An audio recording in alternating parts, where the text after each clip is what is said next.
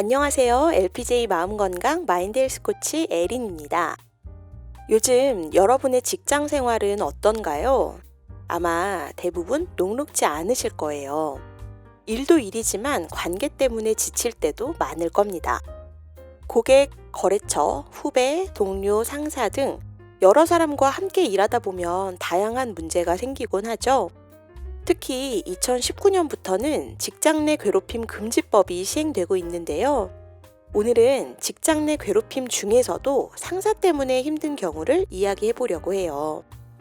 내가 편하면 좋은 상사, 힘들면 나쁜 상사라고들 하지만 누가 봐도 나쁜 상사일 때가 있습니다. 부하들에게 모욕을 주고 불신을 조장하며 숨도 못 쉬게 닥달하는 등 업무도 인간관계도 최악인 경우죠. 철저히 자기중심적이고 부하를 이용하고 착취하며 함께 있으면 항상 부정적인 감정이 들게 하는 나쁜 상사. 이러한 상사의 괴롭힘에는 어떻게 대처해야 할까요? 30년째 직장 생활 중인 이분은 최근 상사 때문에 너무 괴롭습니다. 그동안 별별 상사를 다 거쳤고 주위에서는 성격 좋다는 말도 많이 듣는 편이라 이런 문제로 고민하게 될 줄 정말 몰랐는데요. 상사는 검사 경력이 있는 변호사이자 변리사입니다. 대단한 스펙의 소유자로 머리 좋은 걸로 따지면 상위 0.01%일 거예요. 하지만 성격은 하위 0.01%일 것 같습니다. 지난 6개월 동안 본인이 내린 결정을 수십 번 번복했는데 기분에 따라 하루아침에 결정이 완전히 바뀌는 게 그 이유랄까요? 일이 마음에 들지 않으면 팩트 파악이 안 됐다, 보고서에 문제가 있다 등 수시로 불만을 제기하기도 합니다. 얼마 전에는 이분이 모처럼 집안일로 휴가를 내는 일이 있었는데요. 이분이 없는 동안 그 상사가 팀원들을 호출해서는 중요한 행사 전에 팀장이 휴가를 냈다면서 소리를 지르고 서류를 던졌다는 거예요. 상사의 그런 행태가 심지어 처음도 아닙니다. 일하는 게 마음에 들지 않는다며 이미 여러 번 모욕감을 준 적도 있거든요. 그래도 이분은 그 일을 문제 삼지 않고 팀원들과 상사 사이에 문제가 생기지 않게 힘써 왔지만, 그러나 요즘 젊은 직원들은 다르죠. 팀원들은 상사의 행동이 직장 내 괴롭힘이자 갑질이라면서 회사에 진정을 낸 겁니다. 그 후로 상사는 이분을 더 괴롭히기 시작했는데요. 나는 잘못한 게 없고 나 때는 더한 일도 많았고 괴롭힌 게 아니라 업무를 잘하려고 한 것인데 팀장인 네가 중간 역할을 제대로 못해서 이런 사단이 났다고 타박만 더 늘어버렸습니다.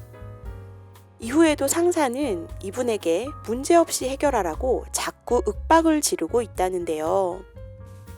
정말 말로 다 못하게 괴로울 것 같지 않으세요? 매일 아침 회사로 출근하는 직장인들이 가장 많은 시간을 함께 보내는 사람은 누구일까요? 아마 회사 사람들일 겁니다. 그만큼 함께 일하는 사람들과의 관계가 우리에게 주는 영향이 클 수밖에 없죠. 2020년 직원이 회사에 밝힌 퇴사 이유 1위는 연봉을 높여 이직하기 위해서였는데요. 다른 연구에서는 상사의 잔소리가 퇴직 이유의 1위를 차지하기도 했습니다. 신입사원뿐 아니라 입사 10년차 이상, 15년차 이상, 20년차 이상에서 모두 상사의 잔소리가 퇴사를 고민하게 만든 이유로 가장 많이 뽑혔어요. 그런데 힘들게 들어간 회사를 그만둘 생각까지 하게 만드는 잔소리란 과연 어떤 걸까요? 단순히 조금 성가신 정도인 건 아닐 겁니다.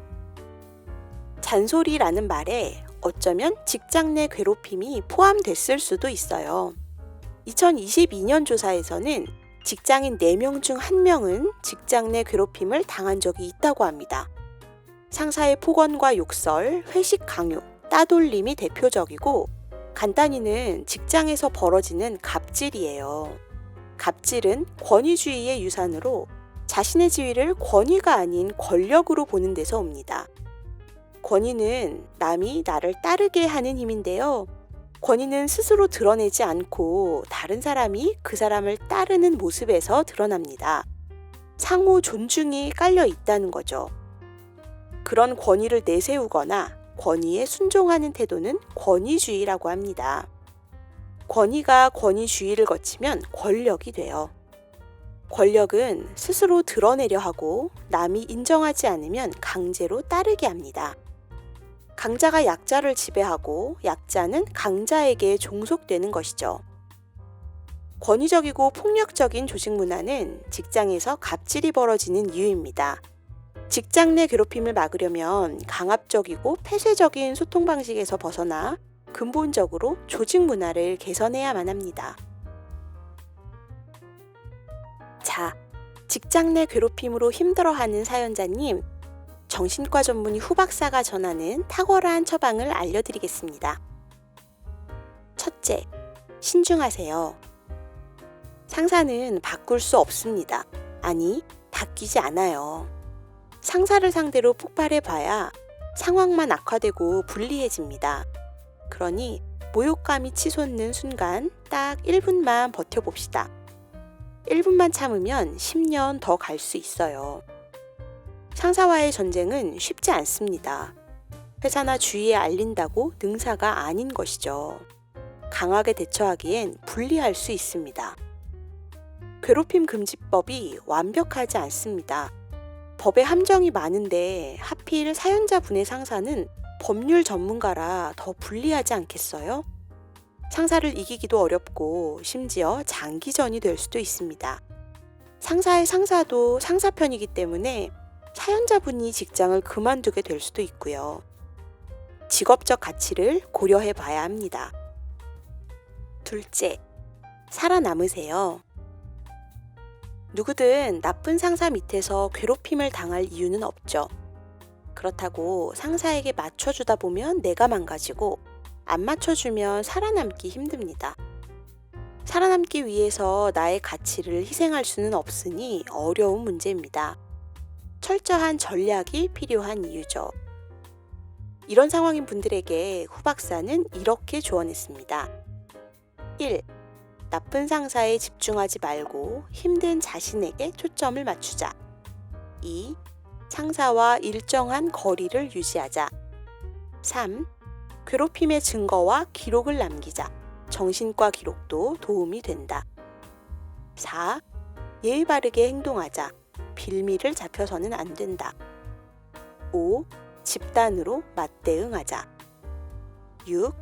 스트레스를 최소화하자. 무슨 일이 있어도 건강은 지켜야 한다. 셋째, 배우세요. 나쁜 경험에도 교훈이 있으니 무의미한 시간은 없습니다. 아무리 나쁜 상사라도 얻을 게 있을 겁니다. 같이 지내는 시간을 배움의 기회로 삼아보세요. 여기서 살아남을 수 있다면 어디서든 살아남을 수 있습니다. 어떤 상사를 만나도 이보다 나쁠 수는 없으니까요. 또 세상에 100% 나쁘기만 한 사람은 없고 모든 문제가 상사 때문만은 아니라고 생각해보면 상황이 조금 다르게 보일 수도 있습니다. 뜻밖의 내 문제를 발견할 수도 있고요. 훗날 내가 상사가 됐을 때 이날을 떠올리며 참 많이 배운 시기였다고 씩 웃는 내 모습을 상상해보세요. 비 온 뒤에 땅이 더 굳어지듯 과거의 상처를 씻고 나면 기초가 더 탄탄해질 겁니다. 강자와 약자는 상대적인 거라서 둘만 있어도 강자와 약자로 나눠집니다. 하지만 강자든 약자든 내면에는 나약한 인간이 있다는 것. 우리는 누구나 두려움을 안고 방황하며 살아가죠. 그렇게 생각하면 사람을 미워하지 말고 죄를 미워하라는 옛 말도 조금 이해가 됩니다. 물론 나쁜 상사가 주는 고통을 그대로 받으며 살아야 하는 건 결코 아니에요. 나를 향한 폭력에 절대 익숙해지면 안 됩니다. 다만 불리한 상황이 될 수가 있으니까 신중하게 대처하고 철저한 전략으로 살아남고 이왕 겪어야 한다면 배움의 기회로 삼아서 이 시기를 잘 지나가시면 좋겠습니다. 그러고 나면 몰라보게 내공이 탄탄해져 있을 거예요. 힘든 상황이지만 잘 헤쳐나가시길 응원하고요. 저는 다음 영상에서 또 뵙겠습니다.